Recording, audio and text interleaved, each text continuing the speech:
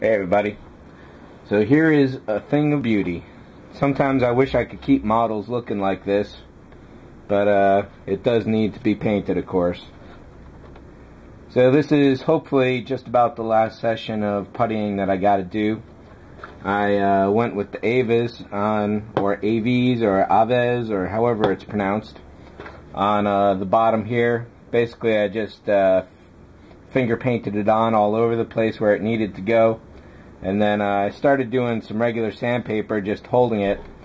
Realized some of the parts were too thick, so I stepped up to some files.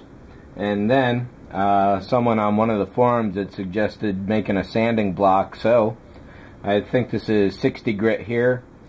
Just super glued it on, started working the surface all over the place, and got it to be pretty smooth. So I wanted to get a shot of this before I go to probably the second to last primer layer that needs to be done. This is pretty smooth as is, but I'm expecting there's a couple little spots that still need to be done. I don't know if it's going to show up on the video here, but I had markered in these couple spots where I think they're flat. However, overall, I don't think this could be too much more symmetrical the way everything goes.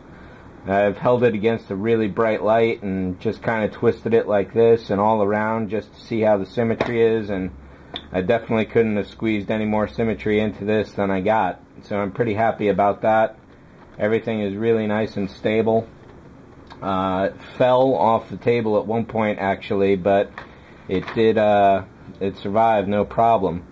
So my main concerns remaining are all along these lines here. With the Aves, basically I just took a bunch and squeezed it in and then ran my nail along the edge to really get it in there nice and tight.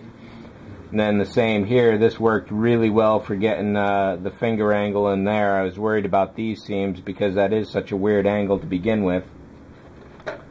Overall, I have definitely worn the surface down. We're back down to basic bare plastic here, the styrene. Got a bit of metal shining through from the brass brads that I stuck in to hold the wings in here. And down here we've got bare popsicle stick. There's some sections of Bondo from way back when. The biggest thing I had done with the Aves was to build up this outer rim here. In one of the previous videos you may recall there's like a 5 to 10 millimeter ledge going on, so I just smeared a bunch in, kind of reshaped it like that, and that was it. I got a little patch to throw in here, which I'll do after the next primer round, because I know there are some more touch-ups to do. I got a really nice sharp edge on all three corners here, but this one is still a little weak right in the bottom area, so I'll deal with that on the next primer as well. These connecting angles here, I got those really nice, I think, and those are going to work out really well. Hey, it looks like I got a chip right here, so I'll probably fill that with super glue and some baking soda before I go to this next primer, because something like that is major. But overall, everything's looking really tight, so I'm going to have to retape all these windows up. I'm not going to be able to do any primer work on this, so I'll tape all these windows off for now.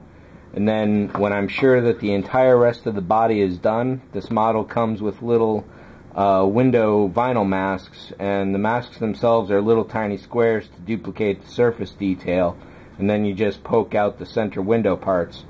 So those will mask off the holes, because behind this wall, you may recall that I've got a sheet of wax paper which is diffusing the 15 or 20 LEDs inside.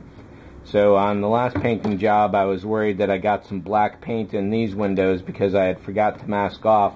I haven't lit this up since, so I'll do that. And like I said, I just wanted to get some shots of this because I really do like this stage of a model.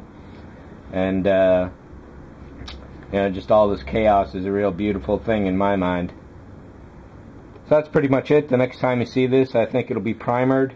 May be ready for final paint after that, we'll see. And that's all. Thanks for watching. Catch you later. See ya.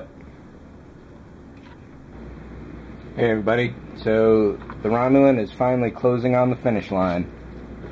There's a spot right in here, a couple right there, Just need the lightest of build up and then sanding down. This wing over here is really great. I got some work to do on this area here, and I imagine that each of the sides of the nacelles where the seams were definitely need some work along those lines there, and definitely on there. This area here was really problematic, so I'm going to have to build that up some. This side is pretty good, but again, along the inside seam here, there's definitely some work that needs to be done. I imagine along the edges here on each of the wing, I'll have to double check those. The tops of the wings are in pretty good shape. There's a little tiny bit of work to do there, and this entire length definitely needs some cleaning up. The one place on this model I have not addressed yet is this seam line here, which is definitely a bit messy, and you can see I got a little extra goop along the tail there. Other than that, I'm definitely closing on the finish line. So a little more sanding, another round or so of primer, and I can finally move on to a final paint call and go with that, and then it's the decal. So that's pretty much it. Oh, hey, I got to finalize how I'm gonna set these wires up, of course. Obviously they can't remain like this, but I do have a couple ideas on how I'm going to set this up for future wiring. One idea that I'm not so sure about yet is just running a copper strip along the edge here and just leaving it like that.